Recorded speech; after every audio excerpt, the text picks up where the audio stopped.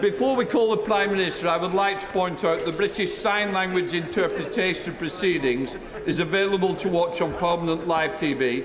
We now start with questions to the Prime Minister. Graham Stringer. Yeah. Number one, Mr. Speaker.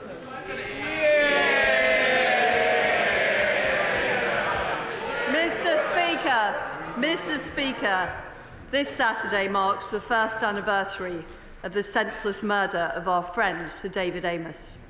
David was a superb parliamentarian who brought colleagues across this House together on a huge range of issues. He represented the best of Parliament as a devoted champion of his constituency. Our thoughts are with his wife Julia and his 5 children, as well as the people of Southend, which now stands tall as a city in testament to David's tireless work. Mr. Speaker, this morning I had meetings with ministerial colleagues and others, and in addition to my duties in this House, I shall have further such meetings later today. Graham Stringer. I knew Sir David, and I share the Prime Minister's sentiments completely. Spooking the markets and increasing the cost of borrowing, increasing the cost of mortgages was almost certainly an act of gross incompetence rather than malevolence. But going back on the commitment to end no-fault evictions is an act of extreme callousness. Can the Prime Minister reassure the 11 million private renters in this country that she will carry out the commitment to get rid of no-fault evictions? I can. Julian Sturdy.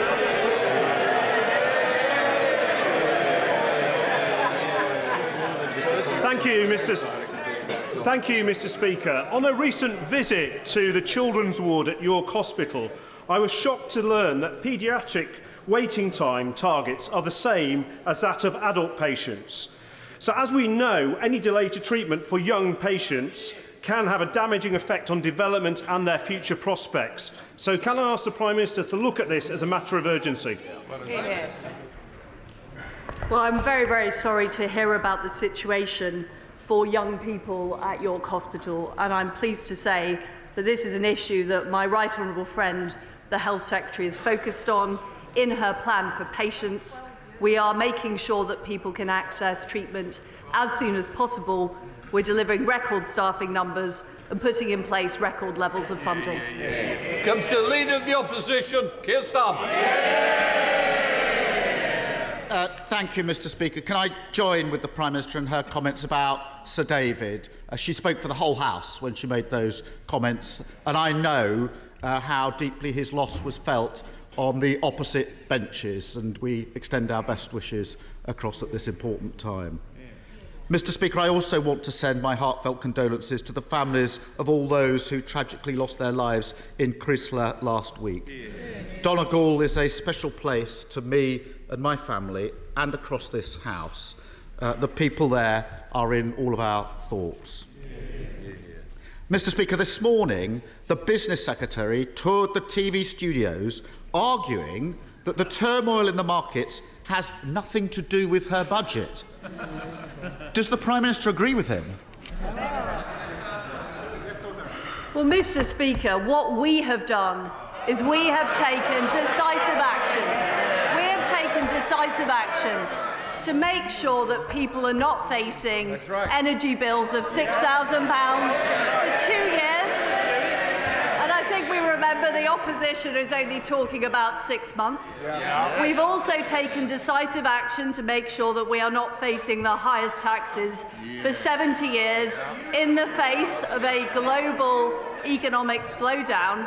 And what we're making sure is that we protect our economy at this very difficult time internationally. And as a result of our action, Mr. Speaker, and this has been independently corroborated, we will see higher growth and lower inflation.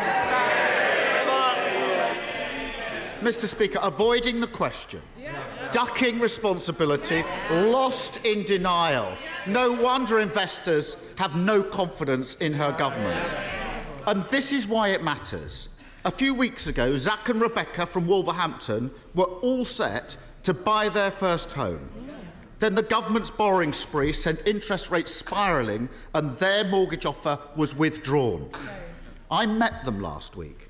They're back to square one, unable to buy, devastated, sick to the back teeth with excuses and blame shifting. Does the Prime Minister understand why Zach and Rebecca are completely furious with her? Mr. Speaker, the fact is that when I came into office, people were facing energy bills of up to £6,000 a year. Well, I'm sorry. Mr. Speaker, the party opposite are shouting, but he is opposing the very package that we brought in, the energy price guarantee. That was the major part of the mini-budget that we announced. And Mr. Speaker, he has refused to confirm whether or not he backs our energy price guarantee for 2 years, which protects families not just this winter, but next winter. What we're seeing, Mr. Speaker, is we are seeing interest rates rising globally.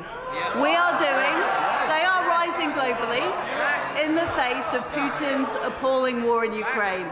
And what we are doing is helping people with lower stamp duty, helping people with their energy costs, reducing inflation with our energy package, and keeping taxes low. And I noticed that the honourable gentleman had a Damascus conversion last night when he backed our cut to national insurance. Keir Starmer. Mr. Speaker, the economy is in turmoil. People are really worried. This is really not the time to descend into absolutely nonsense attacks about last night. There's no point trying to hide it. Everyone can see what has happened. The Tories went on a borrowing spree, sending mortgage rates through the roof. They are skyrocketing by £500 a month. And for nearly 2 million homeowners, their fixed-rate deals are coming to an end next year. They're worried sick, and everybody in this House knows it. They won't forgive. They won't forget, and nor should they. When will she stop ducking responsibility, do the right thing, and reverse her kamikaze budget, which is causing so much pain? Mr. Speaker, last night the Labour Party supported bringing down national insurance. And is he really? I want to hear the Prime Minister. I'm sorry if her own party doesn't, but I certainly do. Prime Minister. Mr. Speaker, I'm genuinely unclear about what Labour's...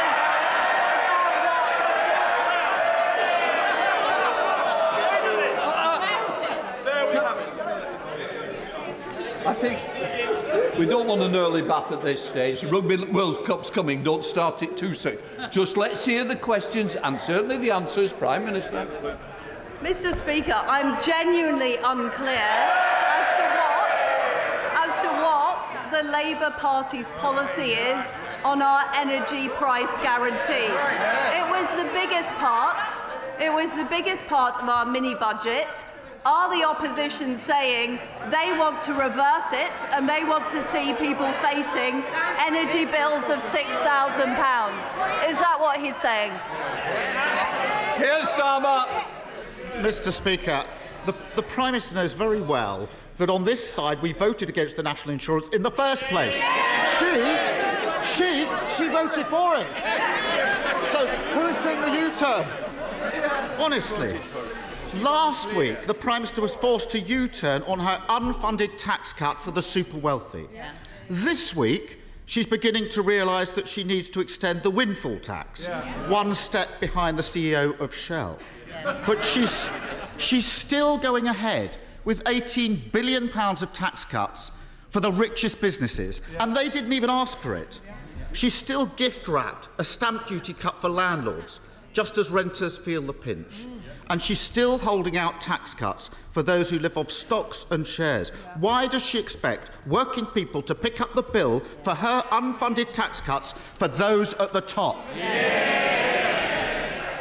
I notice that the Leader of the Opposition is still not saying whether or not he supports our energy price guarantee.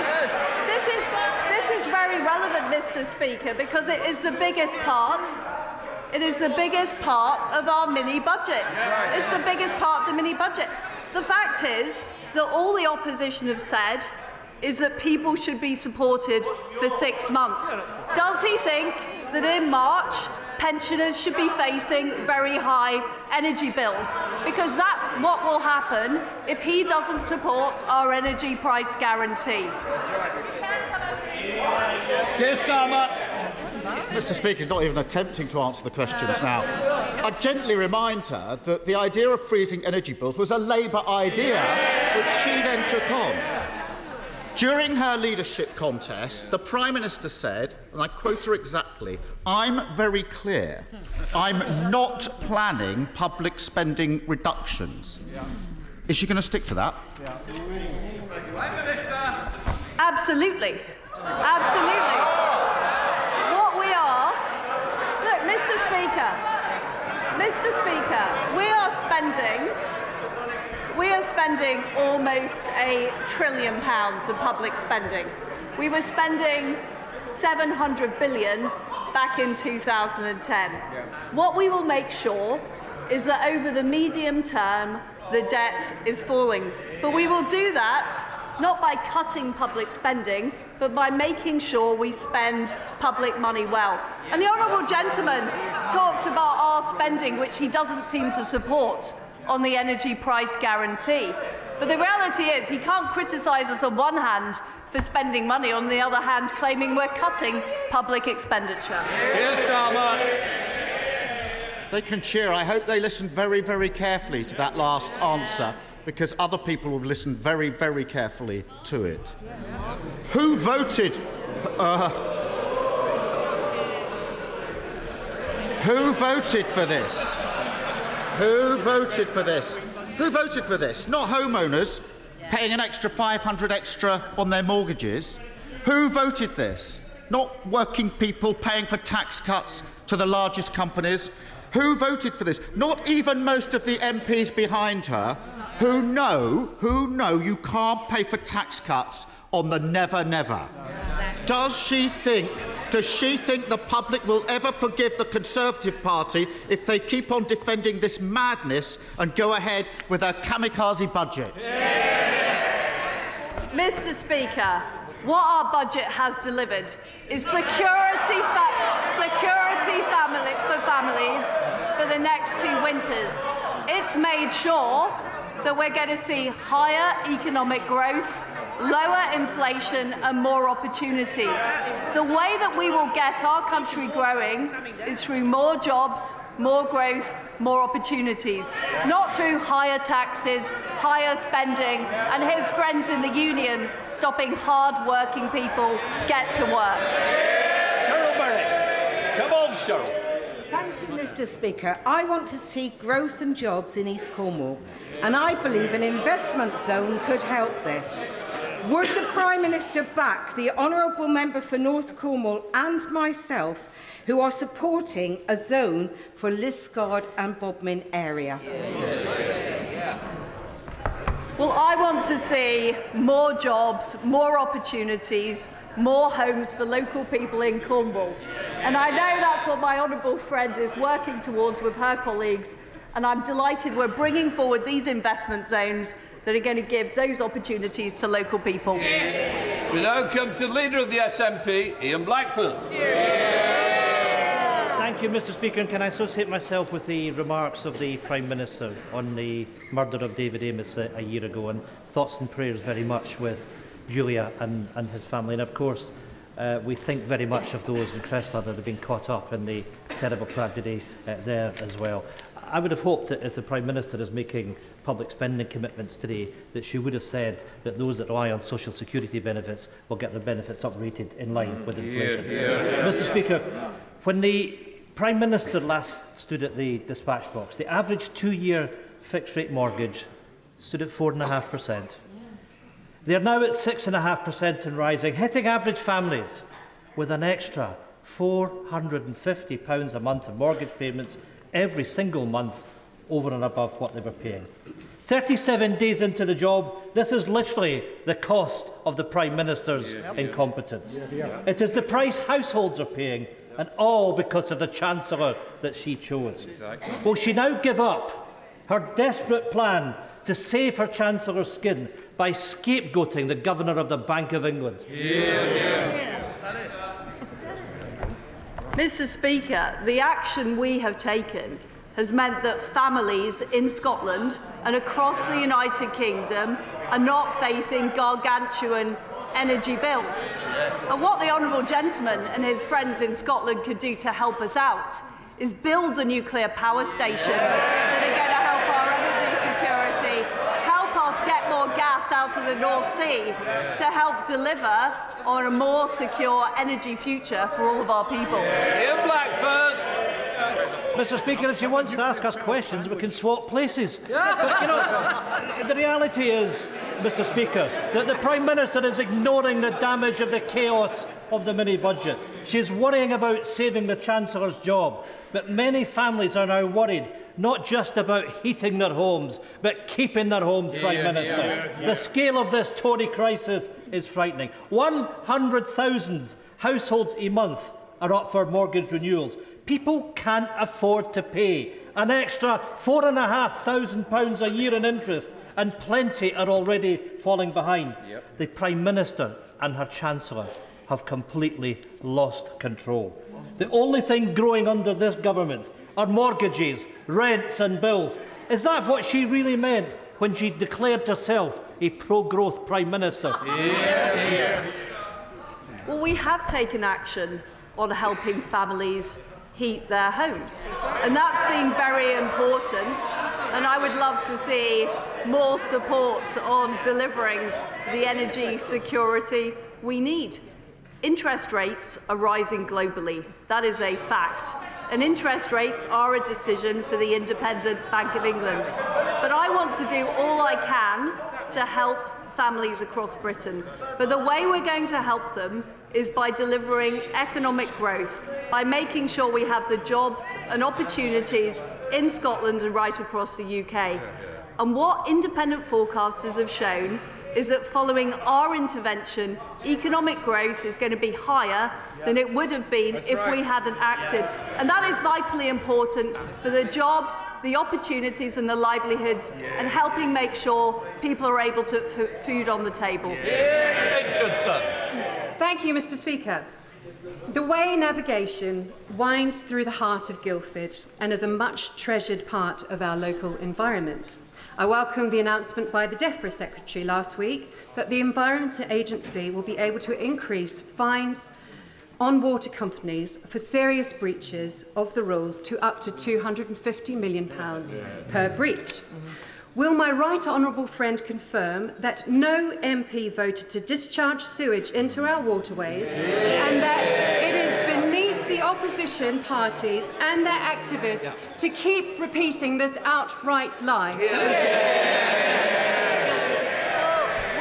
Well, my honourable friend is absolutely right about our support for cleaner water. And what we're doing about it, which the honourable lady has asked from a sedentary position, is we have increased, and my right honourable friend, the DEFRA Secretary, has increased the fines for water companies 100 times if they discharge sewage into waterworks in an illegal way. We've acted. Sir Geoffrey Donaldson. Thank you, Mr. Speaker. Can I associate my colleagues and I with the remarks made about the tragic events in Creesla in County Donegal, and our prayers continue to be with that devastated community. Does the Prime Minister agree with me in welcoming the renewed negotiations with the European Union about the Northern Ireland Protocol, that the outcome of those negotiations must reflect the objectives outlined by the Government in the Northern Ireland Protocol Bill, and that this is the key to unlocking the door to political stability in Northern Ireland? Well, I very much agree with the honourable gentleman. We need to deliver for the people of Northern Ireland. That means making sure that we have free-flowing trade east-west as well as north-south. It means making sure that the people of Northern Ireland can benefit from the same tax benefits as people in Great Britain. and it means resolving the issues over governance and regulation. Now, I would prefer to achieve that through a negotiated solution with the EU, but if we're not able to do that, we can't allow the situation to drift. We have to proceed with the Northern Ireland Protocol Bill. Mary Robinson. Thank you, Mr. Speaker. Addressing health inequalities is a key part of levelling up, and so I welcome this week's news of £50 million to fund research into health disparities. We know poor health affects not only life expectancy, but also prosperity and more widely economic resilience and growth. Therefore, would my right honourable friend consider a future expansion of these research schemes to other parts of the North and the Greater Manchester region to encourage more healthcare research partnerships between our great universities and our local authorities? Well, my honourable friend is absolutely right that this health research is vitally important. I know that my right honourable friend, the Health Secretary, is looking at whether and where the scheme can be expanded, and we will be doing further commissioning rounds to look at that issue. John McNally. Thank you, Mr. Speaker. Prime Minister, you have had a holiday check, I think, in Birmingham, where you're preaching to the choir, although the few MPs appear to be singing from a different song sheet. Prime Minister, your government is now outrageously flirting with disaster, financially and socially. As we've just heard, the increase in mortgage repayments will dwarf the rise in heating bills. How will you cope with the resultant increase in homelessness? I don't think I'm responsible as you, but I'm sure the Prime Minister will take that on board. Well, Mr. Speaker, what we have done as a government is we've acted decisively to deal with the very severe energy crisis we are facing. We are facing a severe energy crisis. We're also facing a slowdown in economic growth globally due to Putin's war in Ukraine, and not acting is not an option. Guy Opperman.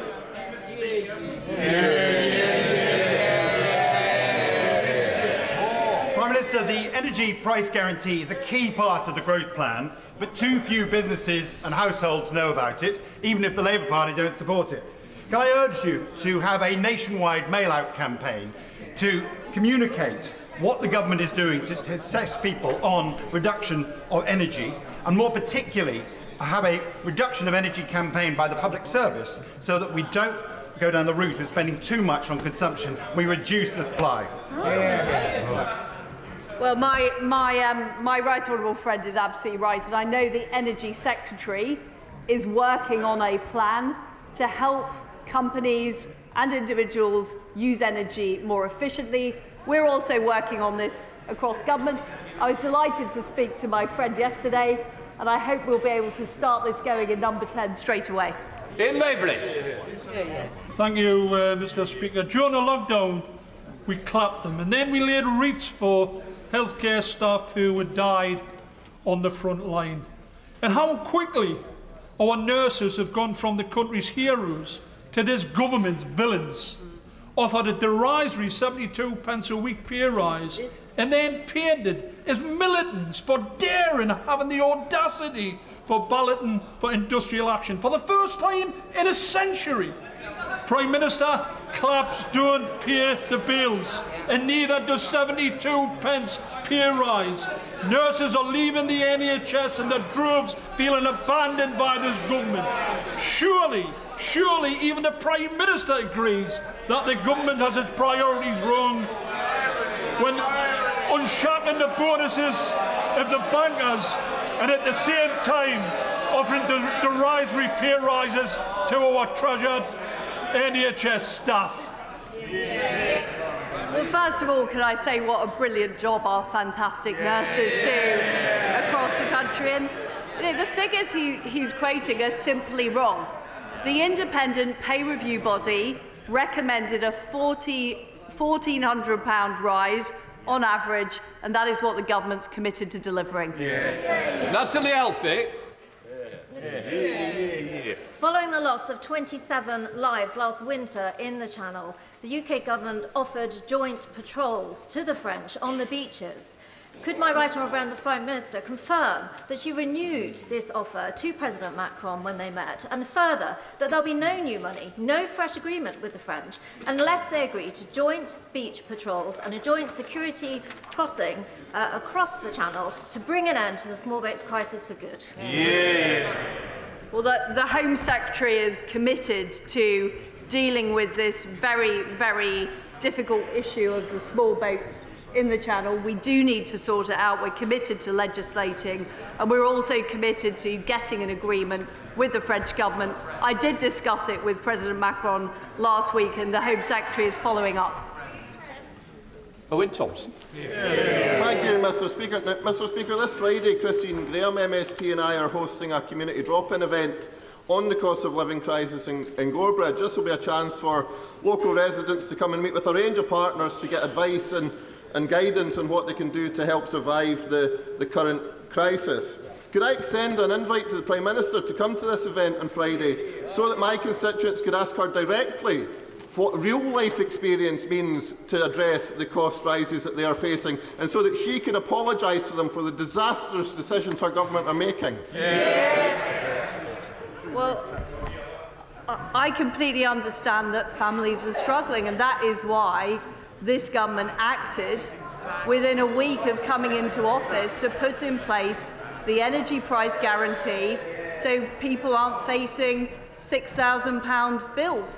And that's why we've reversed the increase in national insurance. That's why we're cutting basic rate tax to make sure families are keeping more of their own money.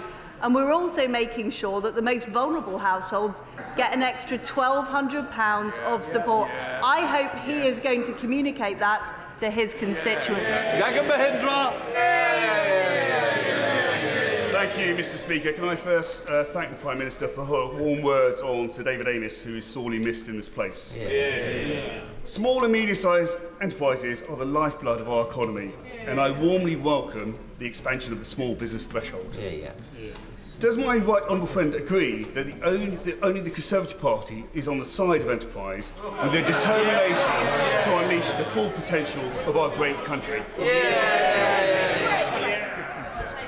Well, we understand in the Conservative Party who pays our wages. And it's the people who get up every day and go to work. It's the businesses who set up. Those are the people driving our economy, and we will be unashamedly pro-growth, pro-business and pro-opportunity. Thank you, Mr. Speaker. My constituents were absolutely delighted that the fracking application in West Lancashire was withdrawn after a moratorium was declared. Since then, we've not seen any new scientific evidence that indicates fracking would now be safe. So, despite this, the government have decided to reverse that moratorium, committing to grant fracking licences only in areas that have local consent.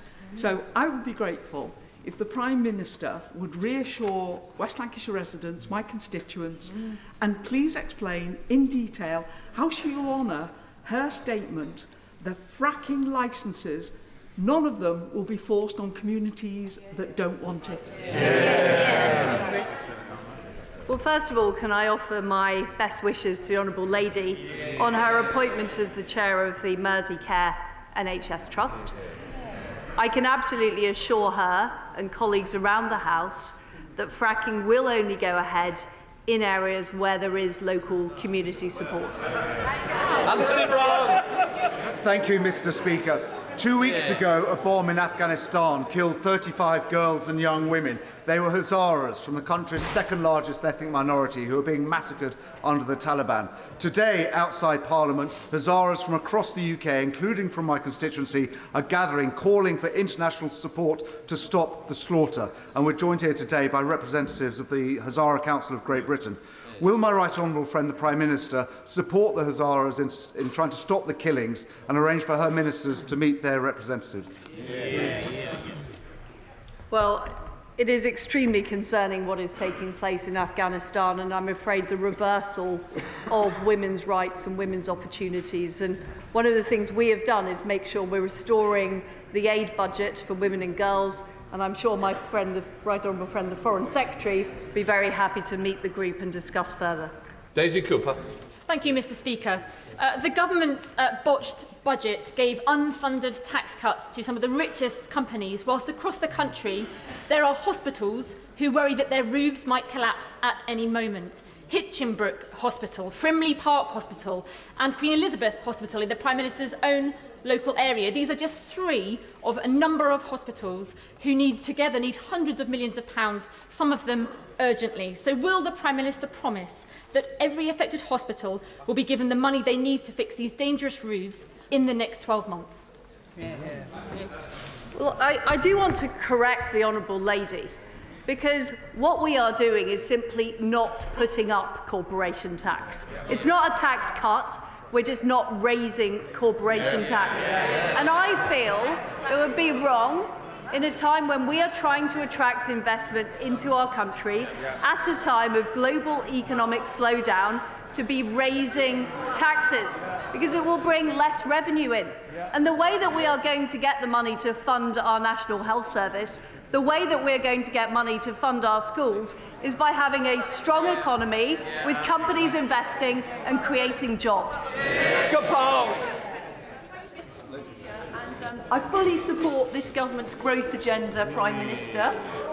Would she agree with me that this can be achieved whilst also protecting and restoring our precious nature and ecosystems and working with our farmers so that we do meet our legally binding target to restore nature by 2030?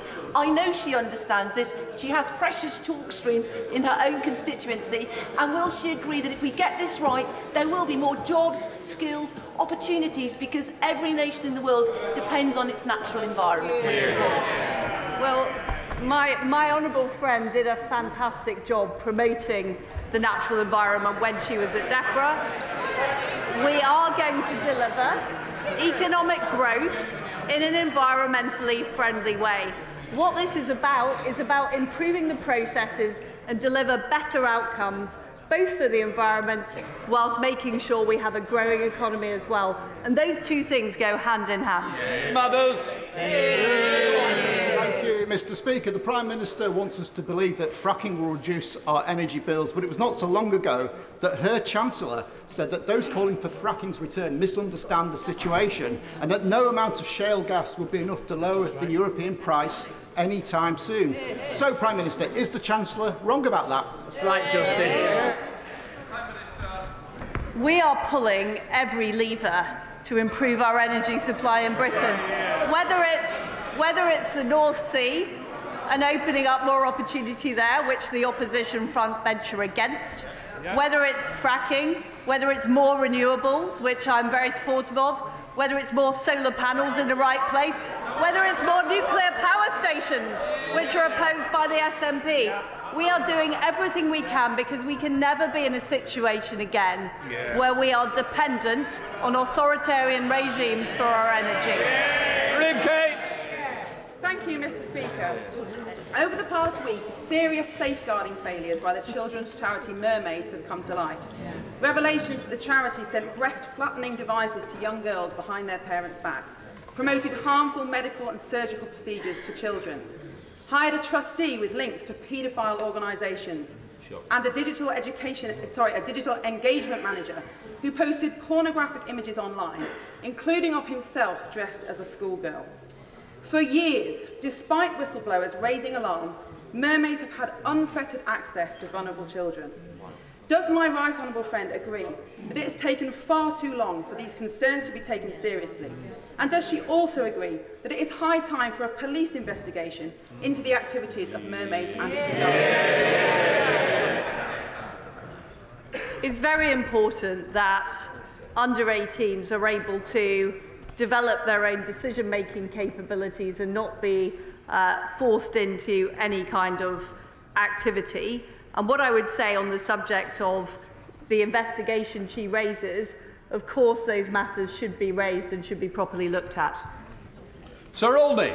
Thank you very much, Mr. Speaker. For my constituents in Richmond Park and for communities across South West London, from Wimbledon to Elmbridge, any expansion of Heathrow would be disastrous. A third runway would see over 6 million more tonnes of carbon pumped into the atmosphere every year and 2 million households affected by increased noise levels. Last week, the Transport Secretary said she supported Heathrow expansion. The Prime Minister has previously stated she would support a fourth runway. So, does the Prime Minister stand by her previous comments, or will she rule out government support for construction of a third runway at Heathrow? Well, I absolutely agree with what the Transport Secretary said in her comments. And what we need to do is make sure that industries like the air industry become more environmentally friendly. You know, I support the development of low carbon technology in those sectors. That's the way we will help grow the economy but also serve the environment. Virginia Crosby. Thank you, Mr. Speaker, and I'm delighted to hear the Prime Minister be such a champion for nuclear. My question is, when will the mission and plan for Great British Nuclear be announced? The market needs the confidence to invest in new nuclear, like Wilbur in my constituency of Arnasmore, to help us achieve net zero for our energy security and to get thousands of high-quality jobs. Well, I can tell my honourable friend that Great British Nuclear will be set up this year, and it will be bringing forward new nuclear projects. I'm delighted about her support for Wilfer and to make sure that we have nuclear power provided in Wales. I'd just like to see it right across the United Kingdom too. Matt Weston. Thank you, Mr. Speaker. May I welcome her to her place. I'm not sure how you measure a good honeymoon, Mr. Speaker. But after 5 weeks of a crisis conceived in Downing Street, of crashing pensions, interest rates rising, mortgage market turmoil and complete financial chaos, the country has been left wanting divorce. In 2 recent polls, 60% of this country wants an immediate general election. The Prime Minister claims she's in listening mode. Will she give way to the public? Mr. Speaker, I think the last thing we need is a general election.